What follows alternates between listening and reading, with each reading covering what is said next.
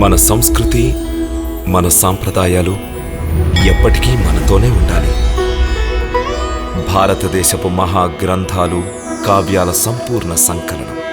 Subscribe చేయండి Tilak. A wide range of LED lights for indoor and outdoor use. GR Lights make India bright.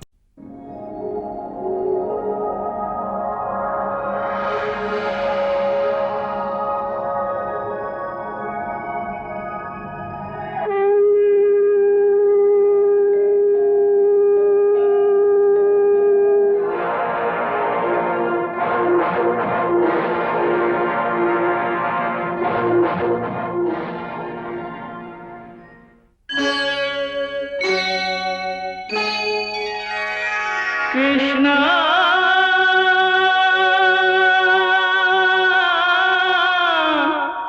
Krishna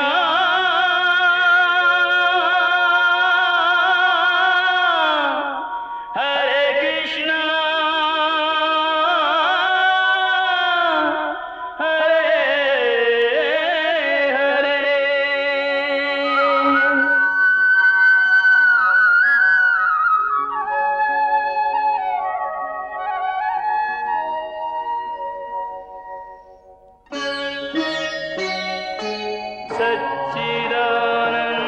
सच्चिदानंदरूपाय विश्वोत्पत्त्यादिहेतवे तापत्रयविनाशाय श्रीकृष्णाय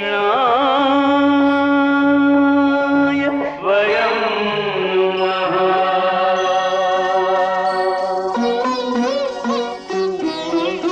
श्रीकृष्ण गोविंद हरे मुरारे हे नाथ नारायण वासुदेव. हरे कृष्ण राधे कृष्ण राधे राधे कृष्ण कृष्ण हरे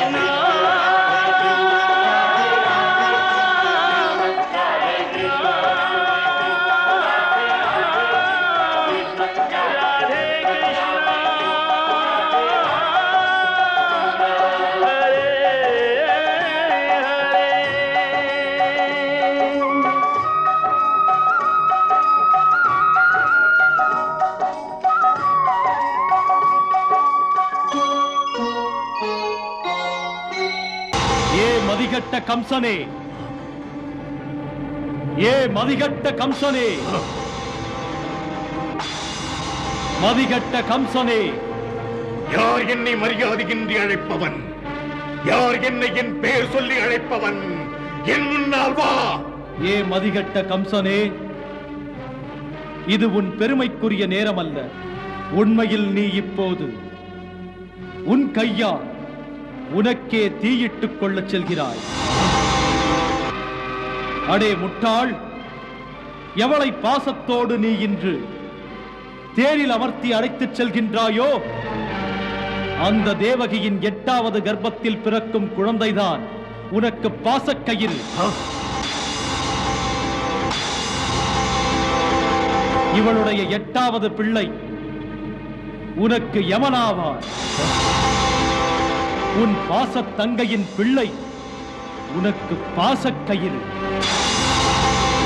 உன் பாசத் தங்கையின் பிள்ளை உனக்கு பாசக்கயிறு. உன் பாசத் தங்கையின் பிள்ளை உனக்கு பாசக்கயிறு. பாசக்கயிறு, பாசக்கயிறா? என் தங்கையின் பிள்ளை என்னை கொல்லுவானா?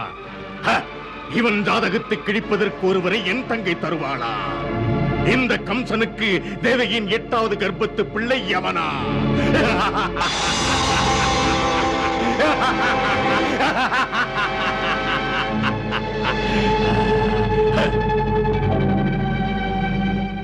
பாசக்கயிறாக வரும் பிள்ளையை பெற்று தரப்போகிறவளே, அஞ்சுகிறாயா தேவகி? என்னை அச்சுறுத்துவது உனது 8வது பிள்ளை.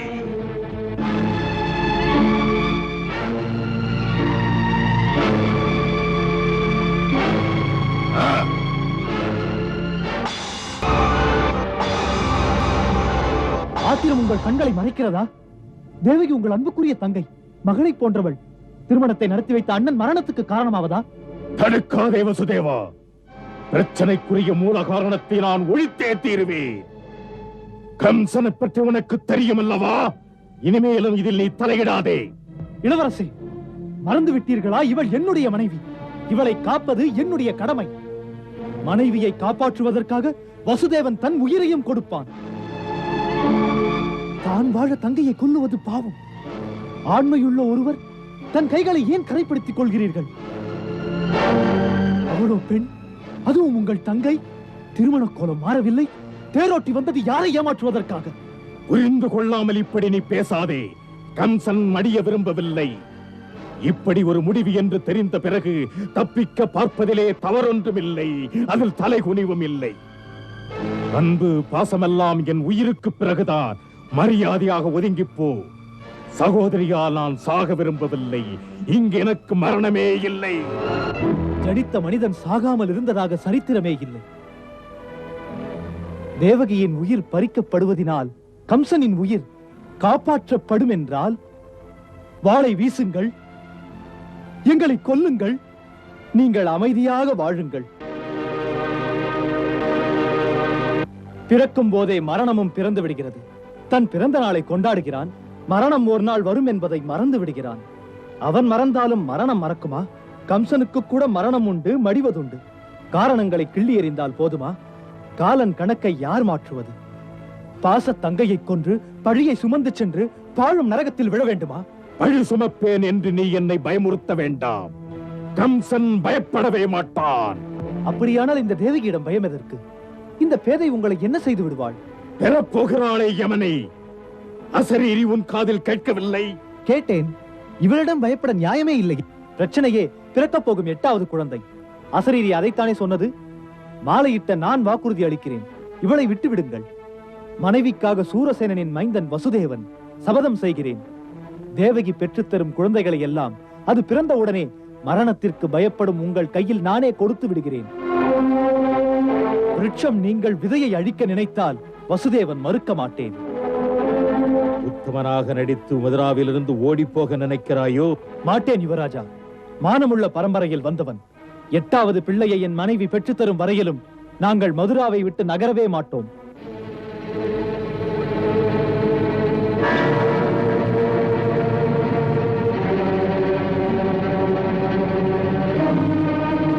இப்படி சொல்லியும் நம்பிக்கை வரவில்லை என்றால் இனி வாய் பேசாது.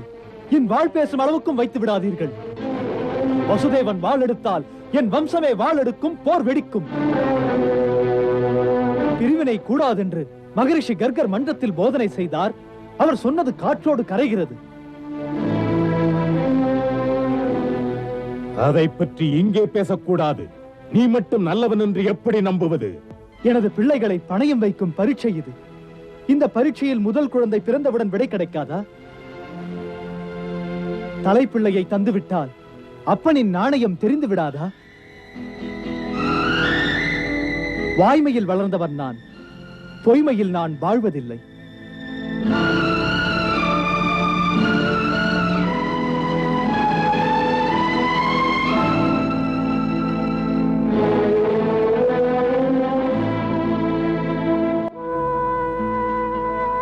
இதோ பார் வசுதேவா, இதிலே சொன்னபடி நடக்காமல் என்னை நீ ஏமாற்ற நினைத்தால் உன்னை மட்டுமல்ல உன் குலத்தையே வேரோடு ஒழித்து விடுவேன்.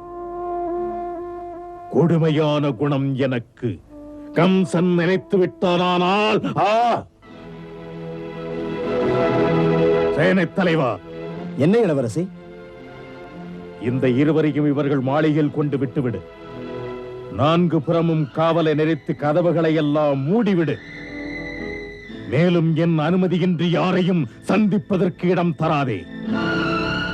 இந்த இருவருக்கும் மாளிகையை விட்டு வெளியே வர ஆணை கிடையாது.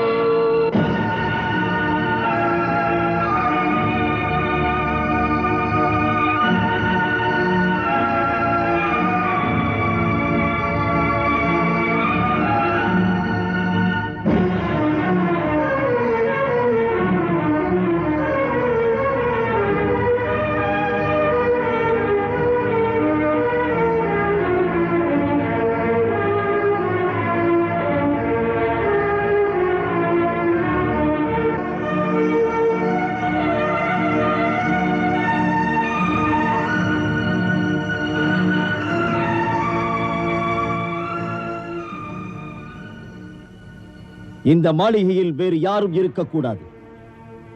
இனிமேல் இது சிறைக்கூடமாகிவிட்டது.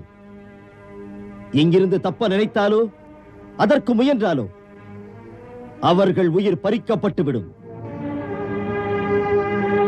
ஏமாற்றும் எண்ணம் இருவருக்கும் வேண்டாம். வாருங்கள்.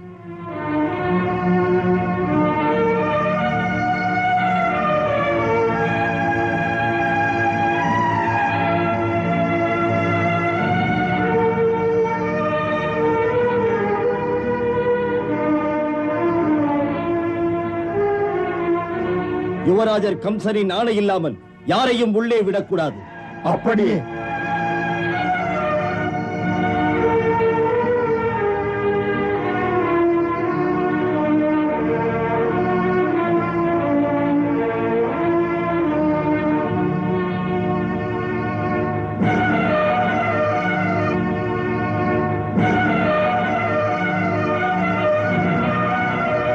தேவி, இந்த மாளிகை உன்னை வரவேற்க அலங்கரிக்கப்பட்டது.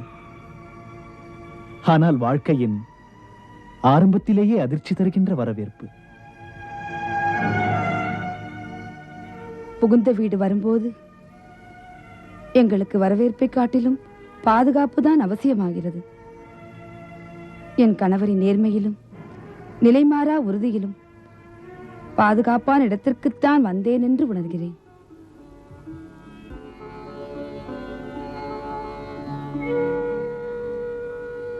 கோபத்தில் அண்ணன் கொலை புரிய வாளெடுத்த போது என்னை காத்தீர்கள். பட்ட நன்றி கடனை எப்படி தீர்ப்பேன்? தேவி, வாழ்க்கை வியாபாரம் இல்லை, கணவன் மனைவி கடன்படுவதும் இல்லை. இனிமேல் இன்ப துன்பங்கள் இருவருக்கும் பொதுவல்லவா?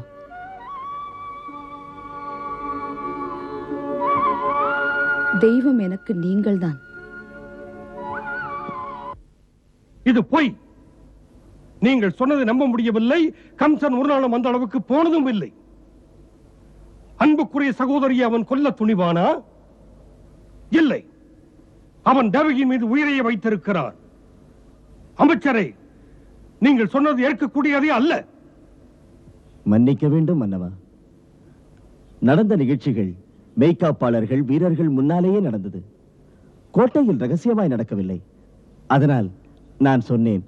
மன்னர் தவறாக நினைக்காதீர்கள். நல்லது. கம்சனை வரச் சொல்லி இருக்கிறேன். இது பற்றி கேட்கிறேன்.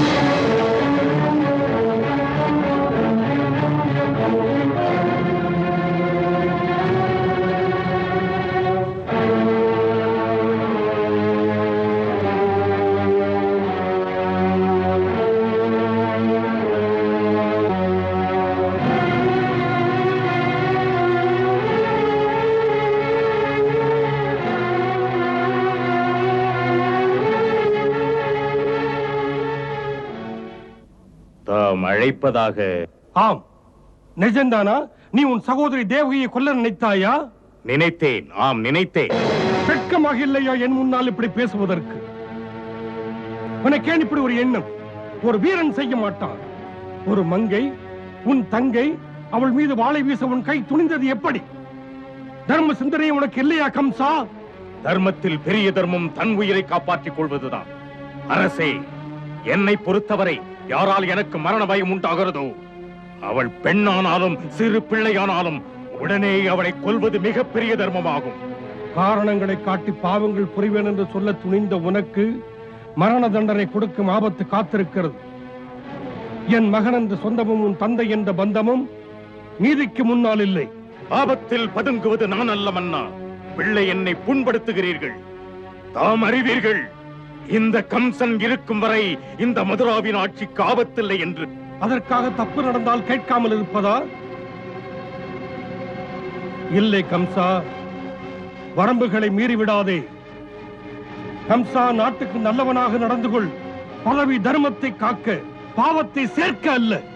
உறுதி உள்ளவன் ஊர் ஆளுகின்றான். அவன் சொல்வதே தர்மங்கள் சட்டங்கள். ஆகையால் தர்மங்களாவது பாவங்களாவது அதை நிர்ணயிக்க வேண்டியது யார்? திறமை உள்ளவனால் நாடு உயரும். ஆண்மையும் ஆற்றலும் இன்று யாரிடம் இருக்கிறது? தமக்கு தெரியாதா? ஆம், தெரியும். ஆற்றலும் ஆண்மையும் இன்று உன்னிடம் இருக்கிறது. சேனாதிபதி பொறுப்பும் இருக்கிறது. மறந்து விடாதே, மதுராவின் வீரர்கள் ராஜபக்தர்கள், ராஜ துரோகிகள் அல்ல. நீதி நேர்மையை காப்பதற்கு நாம் ஆணையிடுகிறோம். தேவகி வசுதேவர் வாடும் மாளிகையின் 4 புறமும் அத்துமீறி நீ காவல் வைத்திருக்கிறாய். அதை உடனே அகற்றிவிடு. நாம் இதற்கு மேல் விவாதிக்க தயாராக இல்லை.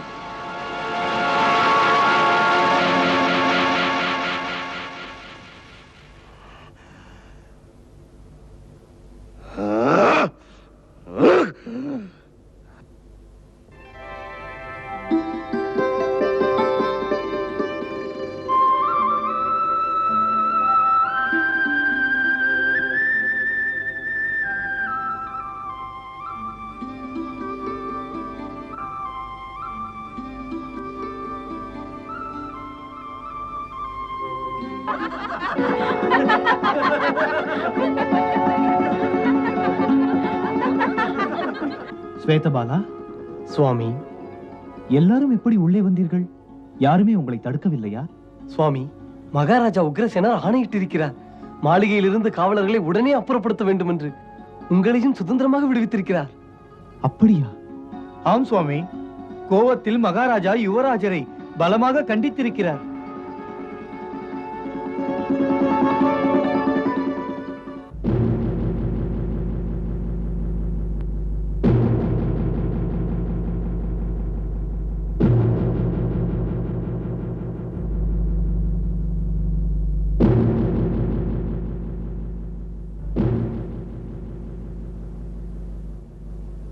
நாலு பேர் முன்னால் நமது சேனாதிபதியை அவமானப்படுத்த மன்னருக்கு இவ்வளவு துணிவு அக்ரூரரின் ஆலோசனை இருப்பதால் தான் ஏற்பட்டது. அந்த விஷ்ணு குலத்தவரை எல்லாம் சிறையில் அடைக்க வேண்டும். கூடாது. அப்படி செய்வது ஆபத்தாக முடியும். முக்கியமாக நாம் கவனிக்க வேண்டிய கருத்து, மன்னர் சொன்னது போல மதுராவில் உள்ள சேனைகள் ராஜபக்தி உள்ளது, சுயநலமற்றது. யுவராஜரின் அந்தரங்க காவலர்கள் சிலரை தவிர மற்றவர்கள் மன்னருக்கு விரோதமாக நம் பக்கம் வரமாட்டார்கள். அப்படியானால் நாமெல்லாம் இந்த அவமானத்தை பொறுத்துக் கொள்ள வேண்டுமா? ஆம், ஆம் யுவராஜா, இந்த சமயம் அப்படி இருப்பதுதான் நல்லது. திறன்மிக்க யுவராஜர் வேறு அணுகுமுறையிலே சிந்தித்தால் அடுத்துள்ள நாட்டின் சேனைகளை எப்படியாவது மதுராவுக்குள் அழைத்து. எந்த சேனை? உங்களுக்கு 2 நண்பர்கள், மன்னன் பானாசுரன், மன்னன் பாமாசுரன். அவர்கள் உதவி செய்வார்கள். அவர்கள் எல்லை பகுதி நமது எல்லை பகுதியில் முடிகிறது. நல்ல வாய்ப்பு இது அவர்களின் உதவி பெறுவதற்கு. சாணூரா, நண்பன் நீதான் எனக்கு. சொல்வதை பக்குவமாக சொன்னாய். அமைதியற்ற நிலைமையில் ஆறுதல் கிடைக்குமா என்று மதுராவை விட்டு ஒரு சில நாள் பயணம் செல்லப் போகிறேன். போகும்போது நான் பானாசுரனையும் பாமாசுரனையும் பார்த்து ஒரு முடிவெடுக்கப் போகிறேன்.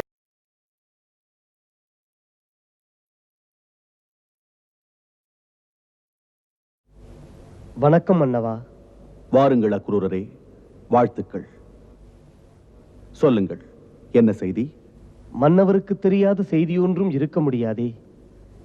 இந்த சமயம் நமது வசுதேவருக்கும் தேவகிக்கும் பாதுகாப்பே ஒரு பிரச்சனையாகி. அவர்களைத்தான் மன்னர் உக்ரசேனர் விடுதலை செய்திருக்கிறாரே. பிரச்சனை இப்பொழுது மன்னனிடத்தில் இல்லை, கம்சனிடத்தில். நிலைமை அறிந்து வேறு வழியின்றி அவன் மன்னர் உக்ரசேனரிடத்தில் மோதவில்லை. மௌனமாயிருக்கும் எரிமலை உயிரோடு அவன் வசுதேவரையும் தேவகியையும் விட தயாராயில்லை.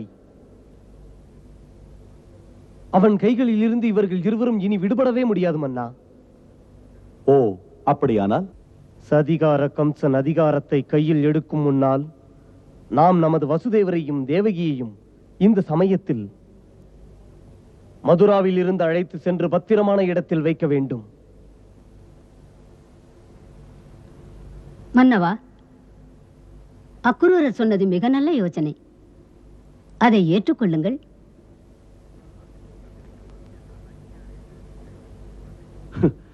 அப்படியே செய்யலாம். நீங்கள் போய் வசுதேவரிடம் சொல்லும். மன்னவா, தமது ஆணை இல்லாமல் நான் எப்படி சொல்வது? சூரசேன மன்னரை சொன்னார் என்று சொல்லும்.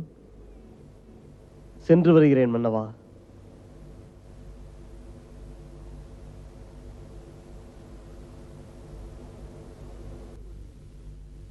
ஆபத்தான நிலைமையை புரிந்து கொள்ளுங்கள் வசுதேவரே. எப்படியாவது நீங்கள் வேறு எங்காவது சென்று பாதுகாப்போடு இருப்பது அவசியம். அப்போதுதான் அசரீரி வாக்குக்கிணங்க. தாம் அசரீரி வாக்கை நம்புகிறீர்களா? நம்புகிறேன். அப்படியானால் அசரீரி வாக்கின் உட்கருத்து உங்களுக்கு விளங்காமல் இருக்காதே. கருத்தா? கருத்துத்தான். அசரீரி வாக்கின் கருத்தில் எங்களது 8வது பிள்ளை கம்சனுக்கு யமனாகும் என்றால் எப்படியும் எங்களுக்கு 8வது பிள்ளை பிறக்கும் என்பதுதானே அர்த்தம். ஆமாம். அசரீரி வாக்கு அப்படி இருக்கும் போது நாங்கள் எங்கிருந்தாலும் எப்படி இருந்தாலும் என்ன, உயிரோடு இருப்பது நிச்சயம்தானே. பிறகு ஏன் எங்கள் காவலுக்கு இத்தனை ஆர்ப்பாட்டம்? வசுதேவரே, கடவுள் எந்த ஒரு மனிதன் கையிலும் அடுத்த மனிதனின் வாழ்வை முடிக்க அதிகாரம் தரவில்லை. கடவுள் ஒருவனை கொல்ல விரும்பவில்லை என்றால் எந்த சக்தியும் எத்தனை முறை முயன்றாலும் அவனை கொல்லவே முடியாது. அசரீரி வாக்கு சொன்னது உண்மை என்றால் கம்சன் எங்களை மதுராவிலும் கொல்லவே முடியாது. ஆகையால் மதுராவை விட்டு செல்வதென்பது பொருத்தமான கருத்தல்ல.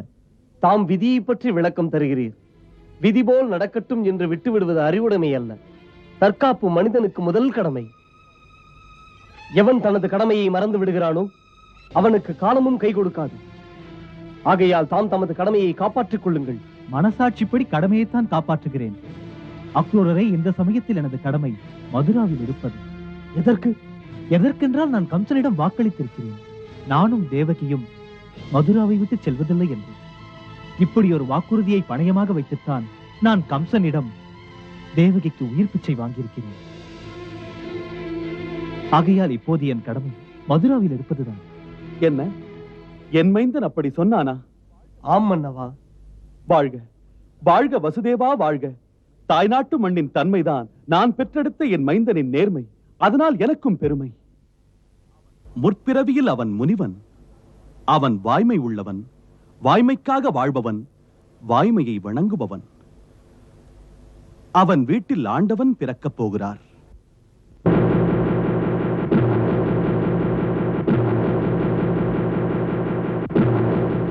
இப்போது மன்னர் தான் உன் எண்ணத்திற்கு எதிர்ப்பாக இருக்கிறார் என்றால் உடனே கம்சா நீ அவரை ஒழித்து விடு.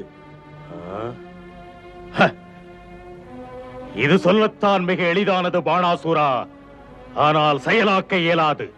பொறுப்புள்ள சேனாதிபதி, சேனை இப்போது உன் கையில். சேனைகள் இப்போது என் கையில் தான். ஆனால் என் மீது பக்தி இல்லை. மதுராவின் சேனை ராஜபக்தியுடையது. அது மகாராஜா உக்கிரசேனரைத்தான் அன்பு தெய்வமாக மதிக்கிறது. நான் நினைக்கிறேன் நமது நண்பருக்கு இன்னொருவரின் சேனை இன்று தேவைப்படுகிறது. அது சரி, இந்த சேனைகள் மதுராவுக்குள் புக வழி ஏது?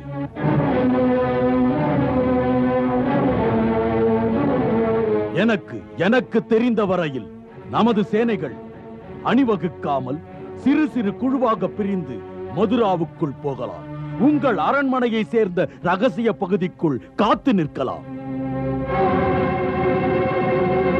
ஆம் இளவரசி, அவசியம் நேரும் போது அந்த சேனைகளின் தக்க துணையுடன் திட்டங்களை சரியாக தீட்டி மகாராஜா உக்கிரசேனருக்கு தாம் யார் என்று காட்டிவிடுங்கள். இந்த திட்டப்படி மகாராஜா உக்கிரசேனரின் பிரச்சனையை நான் தீர்த்தால் பிறகு எந்த பிரச்சனையின் எதிர்ப்பும் என்னை எதிர்த்து நிற்க நாளை தலை தூக்காது.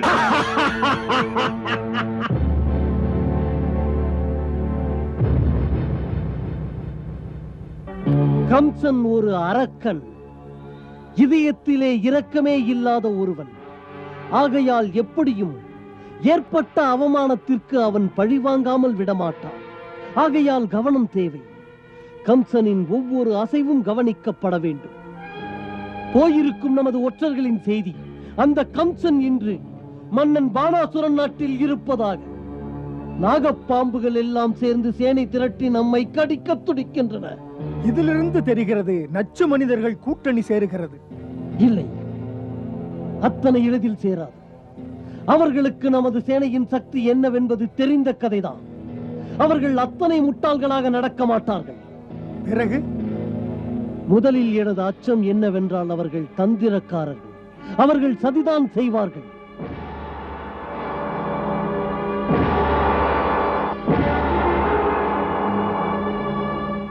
நன்கு சிந்தித்தால் பானாசுரன், சல்லியன், பாமாசுரனின் ரகசிய படைகள் திருட்டுத்தனமாக அரண்மனைக்குள் நுழைந்து பதுங்கிக் கொள்வார்கள்.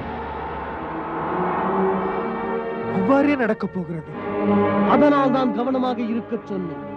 மதுராவுக்குள் நுழைந்து வரக்கூடிய ஒவ்வொரு வாசலிலும் வருவோர் போவோரை பாருங்கள். வெளி மாநிலத்தில் இருந்து யார் வந்தாலும் அவன் மீது ஒரு கண் இருக்கட்டும். அவன் என்ன செய்கிறான், எங்கு செல்கிறான் கவனியுங்கள்.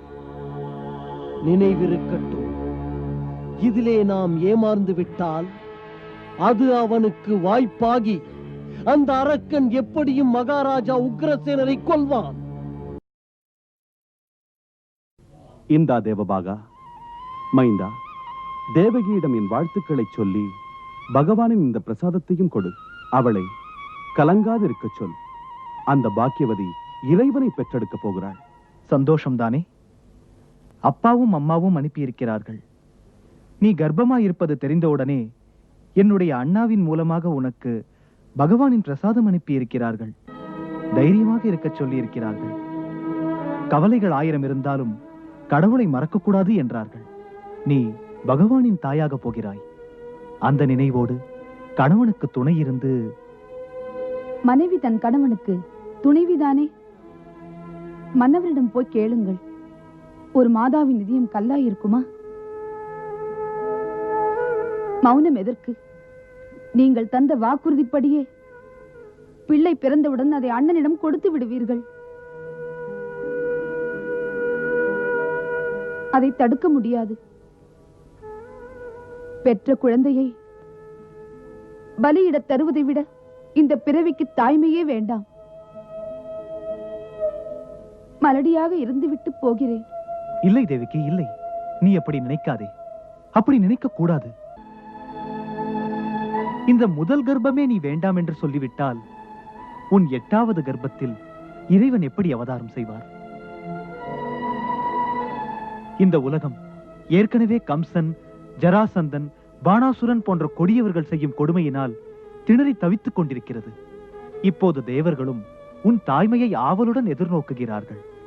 காலம் கனிந்து வருகிறது. நம்மை படைத்தவன் நம்மை காப்பதற்காக உன் வயிற்றில் பிறக்கப் போகிறான்.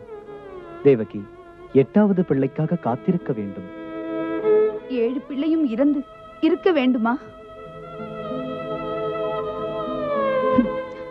இதுதான் புருஷர்களின் தன்மை. தங்களுக்கு மட்டும் தாயுள்ளம் இருந்தால் என் தவிப்பும் தெரியும். தான் பெற்ற பிள்ளைகளையெல்லாம் நேசிப்பாள் தாய் என்பவள். ஆண்டவனை அவள் பெற்றாலும், அரக்கனாக ஒரு பிள்ளையை பெற்றாலும், பெற்றவளுக்கு 2 குழந்தைகளும் ஒன்றுதான்.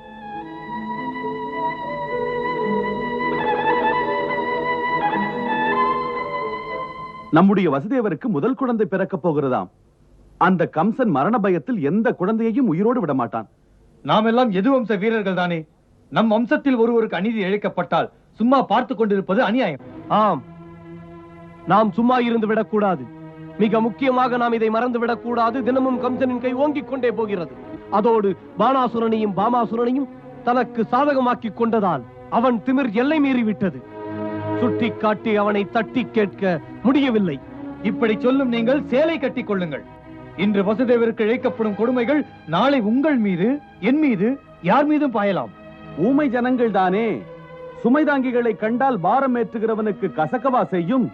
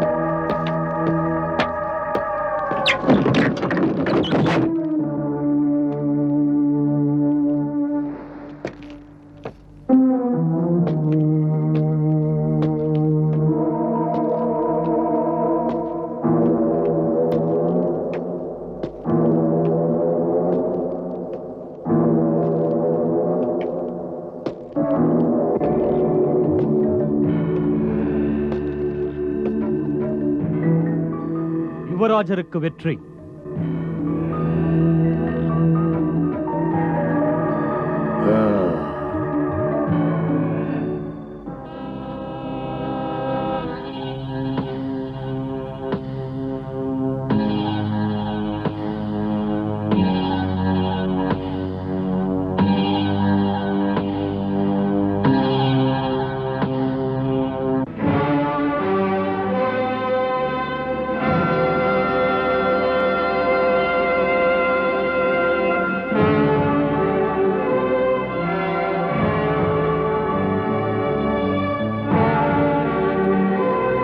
எதற்காக இங்கே இந்த மறைவான பகுதியில் இத்தனை வீரர்கள் ஏன் இருக்கிறார்கள்? இளவரசே, இன்றுள்ள நிலையில் மதுராவில் எது வம்சத்தார் சந்தேகத்தில் மூழ்கி செயல்படுகிறார்கள். இது ஆபத்து. உங்களை காத்து நிற்க ஒரு சிலர் வெளியிலிருந்து வருகிறார்கள். அதனால் அவர்கள் நகர்ப்புறத்தில் புகுந்து வராமல் இருக்க வரும் பாதை மீது கடுமையாக கண்காணிக்கிறார்கள். ஒரு புதுமுகம் ஊருக்குள் புகுந்து விட்டால் ஒற்றர்கள் பின்தொடர்கிறார்கள். யார் ஏன் என்று பார்க்க. ஆகையால் நமது சேனைகளுக்கு அநேக நாட்கள் ஆகின்றன ஒற்றர்களை ஏமாற்றி தப்பித்து வந்து அரண்மனை சேருவதில்.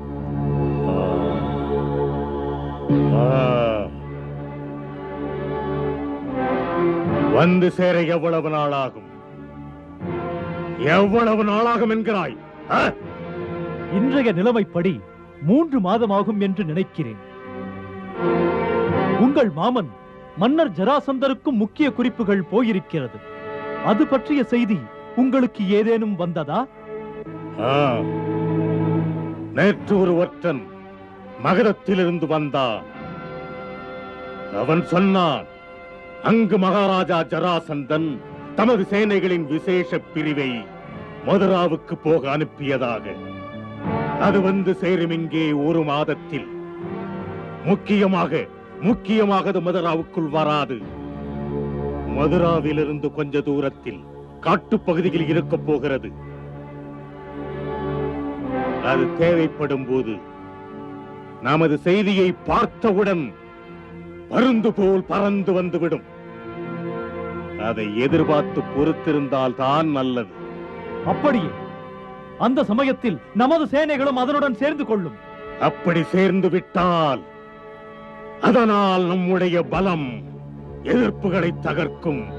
கம்சன் நினைத்தால் அடக்காதோ?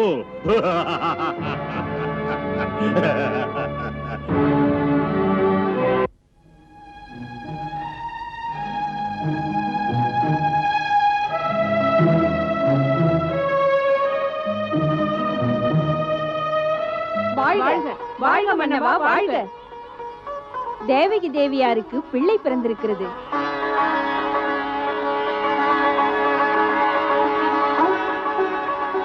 தேவகி நலம்தானே? நலமாய் இருக்கிறார். மயக்கம் தெளியவில்லை.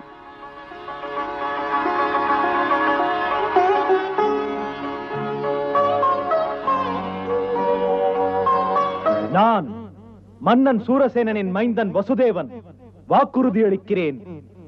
தேவகி பெற்றெடுக்கும் ஒவ்வொரு குழந்தையையும் பிறந்த உடனேயே நானே என் கையால் எடுத்து வந்து உங்களிடம் ஒப்படைக்கிறேன்.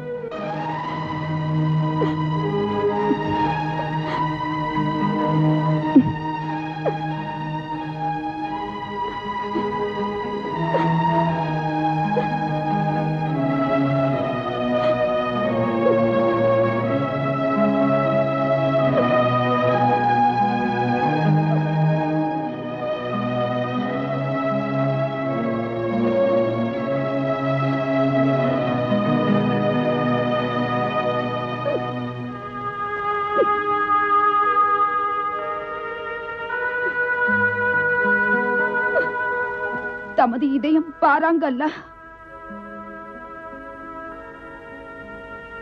இந்த சின்ன பிஞ்சை எடுத்து சென்று அண்ணன் கம்சனிடம் கொடுக்காதீர்கள். சுமந்து பெற்றவள் நான். உங்களுக்கு தெரியாது ஒரு தாயின் கஷ்டங்கள். நம் மன்னரும் நம் பக்கம்தான் இருக்கிறார். அவர் கம்சன்னாவை கடுமையாக நடந்து கொள்ள விடமாட்டார். அப்படி என்னை பார்க்காதீர்கள். அண்ணனுக்காக என் பிள்ளையை பலி கொடுக்காதீர்கள்.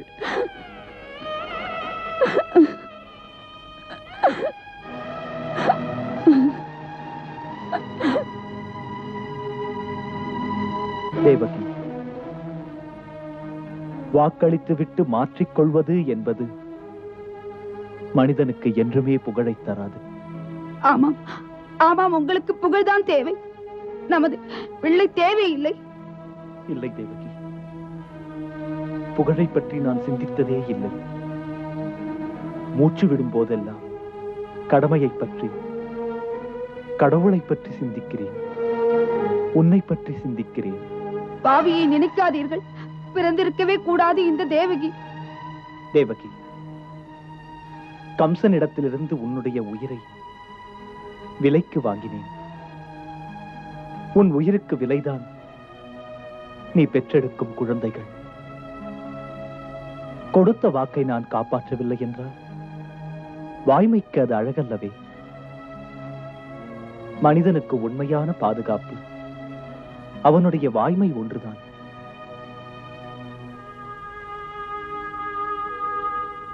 ஆண் பிள்ளை நீங்கள். தங்களுக்கு எங்களை புரியாது. இல்லை தேவகி, எனக்கும் உணர்ச்சி உண்டு. தான் பெற்ற பிள்ளையை தகப்பனே பலியிட, மரண தேவனிடம் அதை வழங்கிட மூடனோ முரடனோ இல்லை நான். எனக்கும் இதயம் உண்டு. மனிதனுக்கு வாய்மை என்பது தாய்மையிலும் தெய்வத்திலும் உயர்ந்தது. இதை நீ மறக்கவே கூடாது.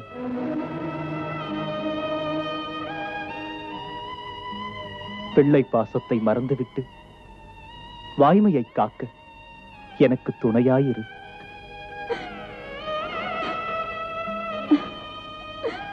தரமாட்டேன், தரமாட்டேன்.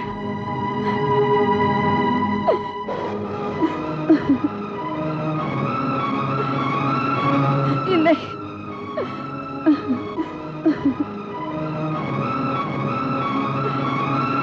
இல்லை, இல்லை, இல்லை,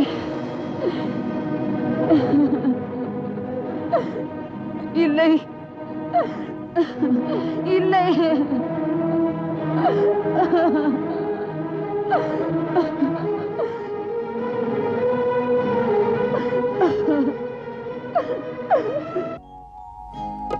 சொன்ன சொல் தவறாத உத்தமர் வாழ்வில் சோதனை சோதனை சோதனைதானா? என்ன வந்தாலும் வாய்மை தவறாமல் வாழ்பவர் வாழ்வில் வேதனைதானா? கம்சனிடம் தந்த உறுதிமொழியினை காப்பதற்காகவே வசுதேவன் வந்தான். கண்ணியம் காக்கும் தியாகியின் வீட்டில் கடவுள் வந்து அவதாரம் செய்வார். கண்ணியம் காக்கும் தியாகியின் வீட்டில் கடவுள் வந்து அவதாரம் செய்வார்.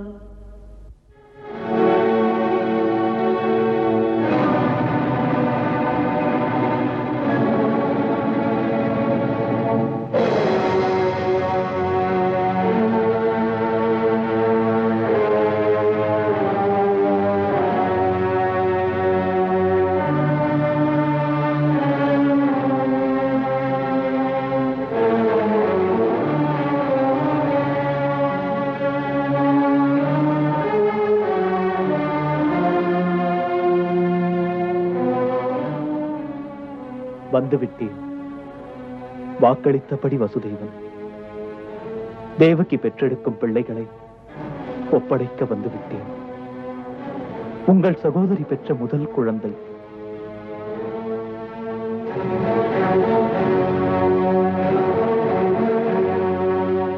இவனை வாங்கிக் கொள்ளுங்கள்.